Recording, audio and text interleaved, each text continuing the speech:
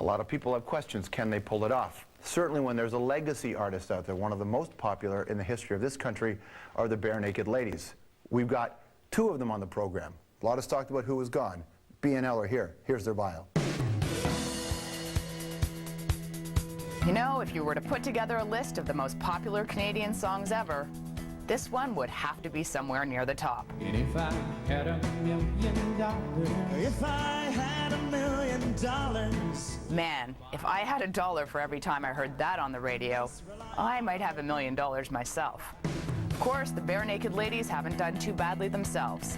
Juno Awards, Grammy nominations, and how the ladies made it? Quite the story. In the late 80s, they started playing gigs around Toronto, and not just at clubs. That's them squeezed into the Speaker's Corner booth in downtown TO. Then in 1991, they released a demo cassette. Music labels turned them down, but word of mouth made the yellow tape a hit. The first indie release to go platinum in Canada. That's 100,000 copies of a demo tape. Oh, and the ladies also covered a Bruce Cockburn tune, giving them their first top 40 hit. lovers in a dangerous kind. In '92, they put out their first full album, Gordon. Because I'm lying in bed, just like Brian Wilson did. That was a huge hit in Canada. Then in the late 90s, they broke through in the US with the album Stunt. It's been 1 week since you looked at me. Dropped your eyes to the sides and said I'm sorry. These days, the ladies are gearing up to perform at the 2010 Olympics, and they're set to release their 12th album, called All in Good Time. But they're doing it all without frontman Stephen Page, who after 20 years left the band last year. Everybody, Ed Robertson, Kevin Hearn, Bare Naked Ladies. Welcome, sir. Nice to see you, George. How are you, man? Welcome. So, what's new? Nothing much. I want to talk to you about a lot of things, but I want to talk about the fact that Stephen Page is no longer in the band. I mean, talk about that. Like, was this something? Was it your decision? Was it his decision? It was absolutely a mutual decision, and it was a long time coming. You know, I think a lot of people have pointed an undue amount of attention at Steve's drug arrest, and it was a pretty crazy year for us. I crashed a plane. You were the last person I talked to before I crashed my plane. That's a bit weird, right? Yeah. It's so, like, I talked to George on the way to the dock, getting into my plane, and then I crashed the plane. How many other people has that happened to after you've talked to them? Well, you're the only one I know who survived a plane crash, so I don't know. I mean, when the plane was going down, did you have, did my soft voice pop into your head at any point? It didn't. I didn't. Something soft popped into my pants, but that's about it.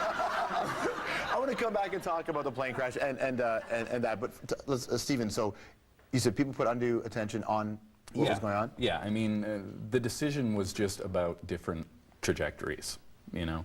You mean personally or musically? All of that.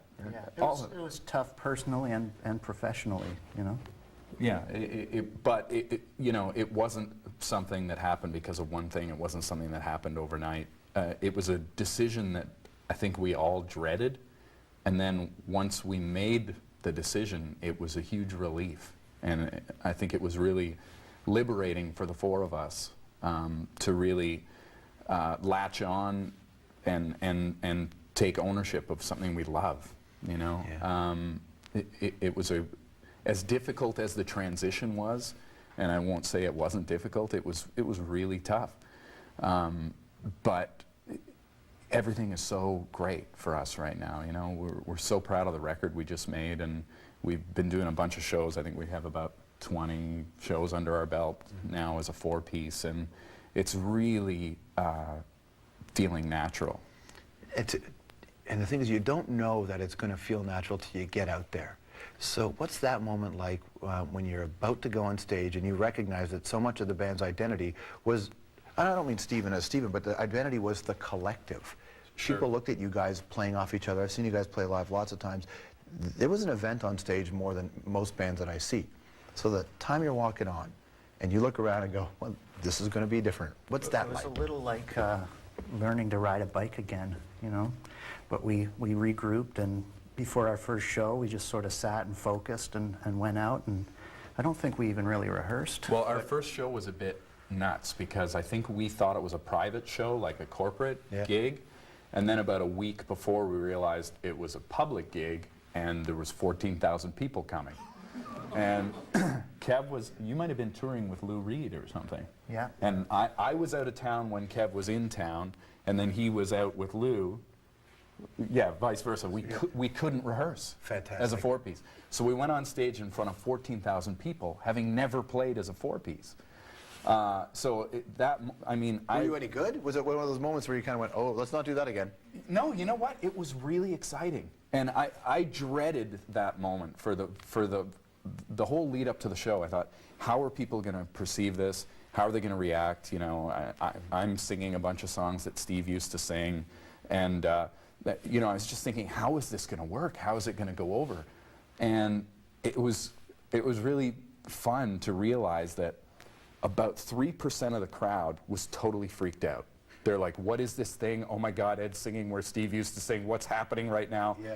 There was 13,800 people behind them. That's what I was saying. Yeah. You're like, this was a terrible decision.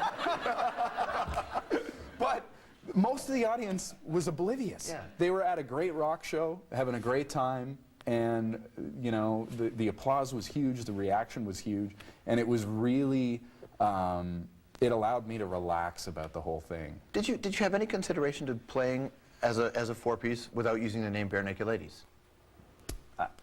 Yeah, we discussed it. Yeah, but I mean, it's what I am. It's what I've done for 21 years now.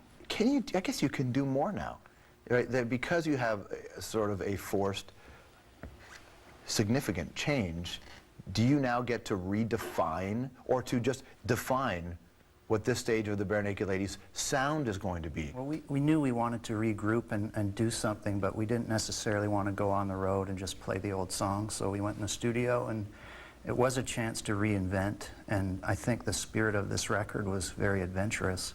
You know, Jim brought more songs to the table. I got to sing my own songs for once, which is nice, and we're all really proud of it. Yeah, I think even in a live sense, we really took the opportunity to step back and reapproach a lot of the older material, not just because I would be singing things that I hadn't sung traditionally, but it was kind of a pivot point, you know? It was a chance for us to say, well, we've been playing it like that for 20 years. Yeah. What could we do differently now? Plus, a big part of our shows has always been improv, and it still is, so that helps keep things fresh. Do you have to do the duet rap now? You know, with Ed, is that how it works? One of our first shows during $1 Million, Ed looked at me and started talking about ketchup, and I thought, oh no. No. Go to the other guy. I'm not the ketchup guy. I can talk about mustard all day. But don't want to do that. There's no ill will, George. Like, we're happy for Steve that he's doing his thing, and I did a show with him a few months ago, and it was really a pleasure to hear him sing and to work with him. So breakups they tend to be either really final or kind of gray. Did it feel final when you thought this is changing?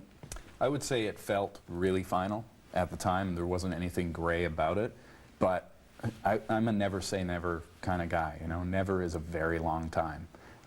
Right now, this is the trajectory we're on, and we feel great about it. But you know, we have 20 years of a great legacy together, and we did a lot of great work together. It was time to part ways, but who knows what the future holds. Sure. Tell me about Lou Reed. I want to, because you said that he was on the road with Lou Reed. That's a moment. You're a big Lou Reed fan, right? Oh, yeah. I mean, how did you get to work with Lou? Well, I first heard the song Walk on the Wild Side when I was 9 years old. That's where the story begins.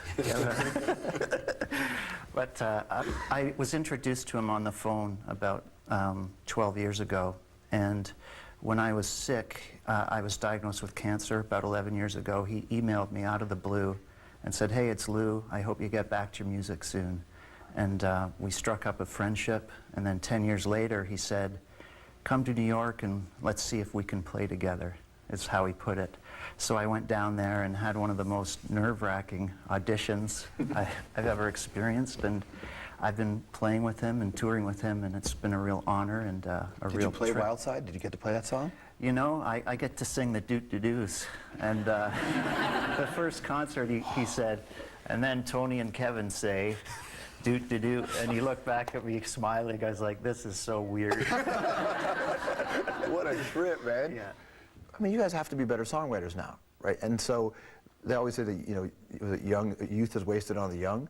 Now that you become a more evolved songwriter, do you find that the audience that have come to you are ready to hear this or want to hear where, you know, Ed and Kevin are at this stage of their lives? We have amazing fans, and that's not something we say because you're supposed to say that. Everybody who ever tours with us or opens for us, or they always say, you guys have the best fans on the planet. People are ready to hear, they're people who are ready to hear new music, embrace new ideas. Your fans go on cruises with you, man. Yeah, I know. What is that? You have cruises and people come and they just hang out for, how long are the cruises, a week? Yeah, like a week. And How's that? Now let's No. pretend your fans aren't watching. I have to say, before we did the first cruise, I was dreading it. I just thought, oh my God, it's like being locked in a mall with the craziest Uber BNL fans in existence for a week. Like, what are we going to do? And it was so much fun. People were excited to be there. They were respectful of our space. They were just appreciative that we were doing it. I did like 19 shows on the first cruise, and you did like 35. That's how we figured we'd deal with it, is we just keep busy and work with all our side projects and collaborating with other bands. It was a blast. It was a total blast. That's incredible. Okay, we're going to take a break. When we come back, I want to find out a little bit more about this plane crash. More with the Bare Naked Ladies when we come back.